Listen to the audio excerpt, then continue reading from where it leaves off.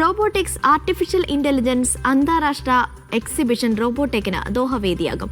ഒക്ടോബറിലാണ് exhibition. പ്രദർശനത്തിന്റെ പ്രഥമ പതിപ്പാണ് ഇത്തവണത്തേത്. Qatar ചേംബറിന്റെ പിന്തുണയോടെ ഒക്ടോബർ 27 മുതൽ 29 വരെയാണ് റോബോടെക് അന്താരാഷ്ട്ര പ്രദർശനം അരങ്ങേറുക.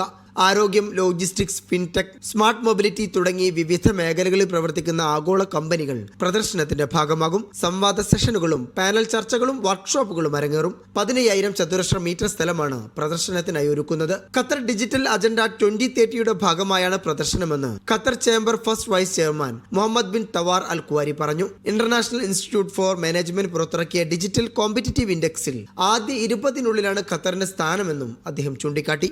2030 നിർമ്മിത ബുദ്ധിയുടെ ആഗോള വിപണി 826.73 ബില്യൺ US എത്തുമെന്നാണ് പഠനങ്ങൾ. 2020 93.27 ബില്യണിൽ നിന്നാണ് മേഖല ഇത്രയും വളർച്ച കൈവരിക്കുക.